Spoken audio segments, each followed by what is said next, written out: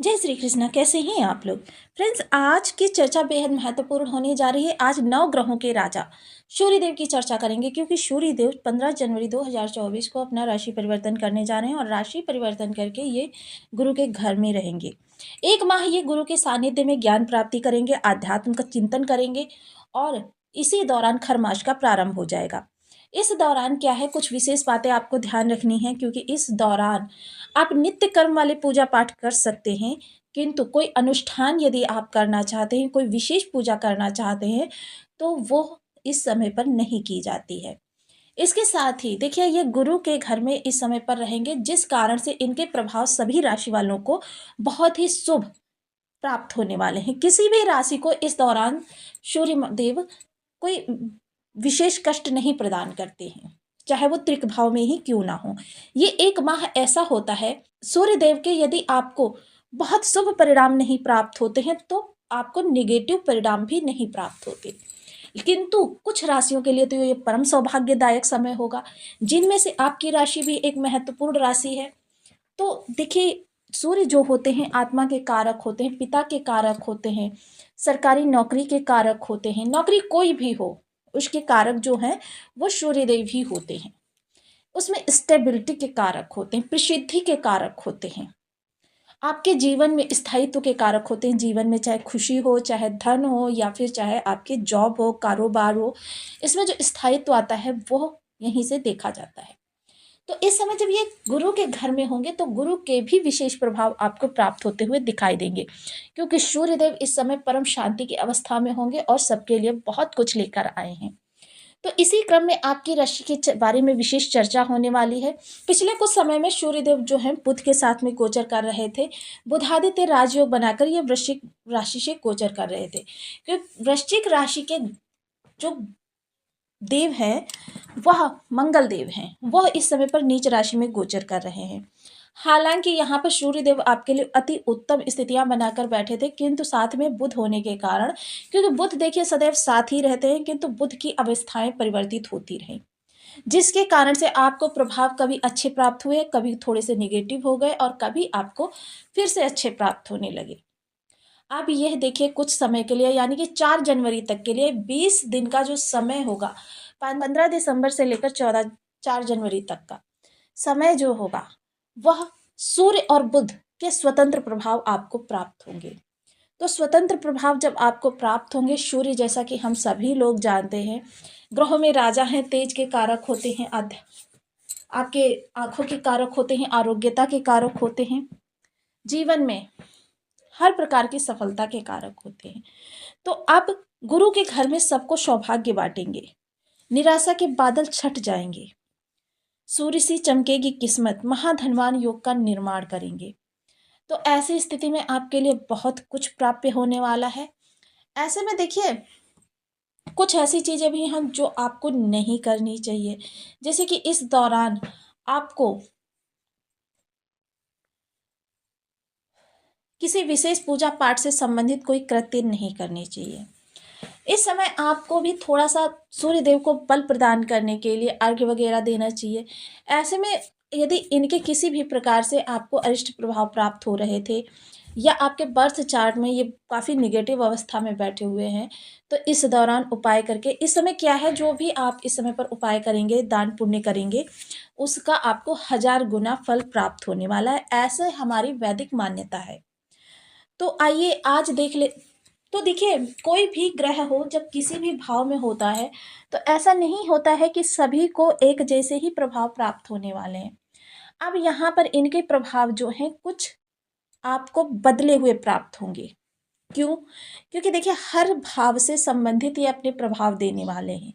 तो आइए जान लेते हैं कि आपकी राशि से संबंधित आपको किस तरीके के प्रभाव ये प्रदान करेंगे। तो बने रहिए हमारे साथ इस वीडियो में, एंड तक आपको बहुत कुछ जानने के लिए मिलेगा। वीडियो बहुत ज्ञानवर्धक होने वाला है। यदि आपके लग्न में 12 नंबर बना हुआ है तो राशिफल आपके लिए है। यदि कुंडली में कहीं भी चंद्रमा के साथ 12 नंबर बना हुआ है तो राशिफल आपके लिए। कुंडली ना होने की स्थिति में आप इसे नाम राशि से भी देख सकते हैं। यदि अभी तक आपने अपने इस चैनल को सब्सक्राइब नहीं किया है तो प्लीज़ सब्सक्राइब कर लीजिए, वीडियो को लाइक कर दीजिए, चैनल को शेयर कर दीजिए। इससे होगा क्या कि हमारे आने वाली हर वीडियो की नोटिफिकेशन मिल सकेगी आपको। सबसे पहले एक प्यार सा कमेंट करना बिल्कुल ना भूलें। कमेंट से हमें बहुत मोटिवेशन मिलता है, हौसला मिलता है और ये पता चलता है आप और क्या जानना चाहते हैं। तो देखिए, इस समय सूर्यदेव का जो गोचर हो रहा है वह आपके कर्म भाव से हो रहा है और सूर्यदेव यहाँ पर आकर कारक हो जाते हैं और आपके षष्ठ भाव के स्वामी होते हैं। तो देखिए, यह आपके लिए इस समय पर बहुत अच्छे प्रभाव लेकर आए हैं, क्योंकि कर्म में आपके सूर्यदेव का आना यानी ग्रहों के राजा का आना, और वो भी बहुत ही शुभ भाव से। तो इस समय आपके कर्म संबंधी जो समस्याएं हैं वो दूर होती हुई दिखाई देंगी। अधिकारी वर्ग इस समय पूर्णतया आपके पक्ष में होता हुआ दिखाई देगा। किसी भी तरीके से कार्य क्षेत्र पर यदि आपको समस्याएं आ रही थी तो समस्याएं इस समय पर आपकी वो दूर होती हुई दिखाई देंगी। अधिकारी वर्ग आपके फेवर में नहीं थे या आपके कार्य में किसी भी तरीके के मीन मेख निकालते थे, तो इस समय वो अधिकारी वर्ग आपको स्वयं प्रशंसा करते हुए दिखाई देंगे, क्योंकि प्रसिद्धि के कारक हैं सूर्यदेव। वहीं यदि आप कार्य बदलना चाहते थे, कार्य में कोई परिवर्तन करना चाहते थे, या फिर किसी भी प्रकार का आप जॉब छोड़कर बिजनेस करना चाहते थे, बिजनेस छोड़कर जॉब करना चाहते, परिवर्तन ये करना चाहते थे, ट्रांसफ़र प्रमोशन चाहते थे, तो इस समय आप अपने अधिकारी वर्ग से बात कर सकते हैं। यदि किसी भी प्रकार से आप जॉब में परिवर्तन चाहते हैं यानी जॉब को बदलना चाहते हैं, तो भी इस समय पर आपके लिए उत्तम होता हुआ दिखाई देगा, क्योंकि आपके जीवन में जो समस्याएं बनी हुई ही थी वह आपके अधिकारी वर्ग के ही कारण बनी हुई थी। तो इस समय अधिकारी वर्ग से चर्चा यदि आप करेंगे तो अधिकारी वर्ग इस समय आपको अनुकूल जॉब के लिए आपके सिफारिश कर सकते हैं, या फिर आपको कोई प्रस्ताव आ सकता है अधिकारी वर्ग के ही रिकमेंडेशन के द्वारा। तो ये चीज़ें इस समय पर होती हुई दिखाई देंगी। जो लोग इस समय बेरोजगार हैं उनको भी इस समय पर योग्य जॉब के अवसर प्राप्त होते हुए दिखाई देंगे। यह समय वह समय है जो कि आपके जीवन में निराशा के बादल छटने के लिए बहुत ही अच्छा समय है। वहीं सूर्यदेव की जब दृष्टि जाएगी यहाँ पर यानी आपके सुख भाव पर, तो सुखों में भी विशेष वृद्धि होती हुई दिखाई देगी। इस समय क्या है कि घर के अंदर आपके जो वातावरण होगा थोड़ा सा आध्यात्मिक होगा। आप लोगों के साथ, क्योंकि क्या है, देखिए, ये इस समय धनु राशि में जा रहे हैं और धनु के जो 3 चरण होते हैं, प्रथम चरण जो होता है वो केतु का होता है। केतु के चरण में जाते ही ये आध्यात्म की में आपको जोड़ देंगे। जब आध्यात्म से आप जुड़ जाएंगे तो आपके लिए विशेष स्थितियां निर्मित होंगी, यानी घर में आपके मांगलिक कार्यक्रम भी आप कर सकते हैं, किंतु इस समय पर मांगलिक कार्यक्रम करना आपके लिए उचित नहीं है। आप इस समय पर क्या कर सकते हैं कि आपके सुखों में विशेष वृद्धि होती हुई दिखाई देगी। माता के स्वास्थ्य में किसी भी प्रकार से समस्या उत्पन्न हो रही थी तो वो समस्या आपकी दूर होती हुई दिखाई देगी। देखिए, सूर्यदेव का प्रकाश जहाँ पर वो बैठे होते हैं वहाँ पर उतना नहीं होता है, लेकिन तो जहाँ पर इनकी दृष्टि जाती है वहाँ पर लाइक अ टॉर्च इनका प्रकाश बहुत ही ज़्यादा होता है, यानी कि इनका प्रभाव वहाँ पर ज़्यादा देखा जाता है। तो इस समय माता के स्वास्थ्य में कोई समस्या उत्पन्न हो रही थी वो समाप्त होगी, या माता से आपके दूरी या अलगाव की स्थिति बनी हुई थी, किसी भी प्रकार के विवाद आपके माता के मध्य थे तो वह समाप्त होंगे। आपके जीवन से इस समय पर निराशा हटती हुई दिखाई देगी। जीवन में देखिए, आप एक एम्बिशियस मनुष्य के तरीके से आगे आएंगे। 2 तरीके से आपकी चाल होगी, एक तो आध्यात्मिक होगी और एक भौतिक होगी। तो दोनों ही चाल आप बखूबी आगे बढ़ते हुए दिखाई देंगे। इस समय कोई आप चिंतन करना चाहते हैं, गुरु बनाना चाहते हैं, तो यह समय बहुत ही अनुकूल रहेगा आपके लिए। इस समय पर आप गुरु की शरण में आप भी जा सकते हैं। आप तीर्थ यात्रा करना चाहते हैं वह आपके लिए फ़ायदेमंद रहेगी, क्योंकि देखिए, तीर्थ यात्रा जब हम जाते हैं तो इससे क्या होता है, हमारे गुरु को बल प्राप्त होता है, और गुरु को बल प्राप्त होने का मतलब है चहुदिशी से आपको लाभ होना। जो लोग टूर एंड ट्रैवल से जुड़े हुए हैं, या फिर जो लोग सरकारी सेवारत हैं या उच्च पदाधिकारी हैं, उनके लिए बहुत अच्छा समय है। या किसी भी तरीके से आप कोई कॉन्ट्रैक्ट वगैरह सरकारी प्रशासन से निकलवाना चाहते हैं, या कोई ऐसा कॉन्ट्रैक्ट था प्राइवेट सेक्टर में भी जिस पर कि किसी अधिकारी के आपको साइन नहीं मिल पा रहे थे, ये सारी चीज़ें इस समय पर आपकी हो जाएंगी। कोई ऐसे डॉक्यूमेंट्स वर्क आपको करवाने थे जिन डॉक्यूमेंट्स वर्क में आप काफ़ी लंबे समय से इधर से उधर घूम रहे थे, किंतु आपके वो डॉक्यूमेंट्स कंप्लीट नहीं हो पा रहे थे किसी अधिकारी वर्ग के विशेष के साइन ना होने के द्वारा। तो यह समय आपके लिए बेहद उत्तम रहने वाला है। इस समय अधिकारी वर्ग आपके सभी कार्यों को पूर्ण रूपेण करते हुए दिखाई देंगे, क्योंकि अधिकारी वर्ग के ही कारक होते हैं सूर्यदेव, और अधिकारी वर्ग इस समय पर आपके पूर्ण पक्ष में होता हुआ दिखाई देगा। तो इस समय पर क्या है, स्टूडेंट्स वर्ग की यदि चर्चा करें तो वो जो भी प्रतियोगिता या परीक्षा की तैयारी कर रहे हैं उसमें जो रिजल्ट आने वाला है वो 100% उनके मन के मुताबिक ही आने वाला है। देखिए इस समय ऋण देना या लेना दोनों ही आपके लिए ठीक नहीं है, तो इस समय देखिए ऋण देने या लेने से बचे। और किसी भी प्रकार से यदि आपने ऋण ले रखा है तो उसे चुकाने के लिए आप प्रयास कर सकते हैं। यदि कोई बीमारी लगी हुई थी तो देखिए सेकंड ओपिनियन सदैव फायदेमंद रहती है। सेकंड ओपिनियन के द्वारा या तो हमें पता चल जाता है कि हाँ ये जो समस्या है, ये जो बीमारी है, ये आपकी ठीक हो सकती है या नहीं ठीक हो सकती है। तो इन सारी चीज़ों को इस समय पर आपके लिए बहुत ही अनुकूल होती हुई दिखाई दे रही हैं। चीज़ें आपके मन मुताबिक होती हुई दिखाई देंगी। देखिए सूर्यदेव, चंद्रदेव और गंगा माँ ये प्रत्यक्ष देवता हैं, जिनके के उपाय यदि हम करते हैं तो हमें तुरंत उनके प्रभाव मिलने प्रारंभ हो जाते हैं।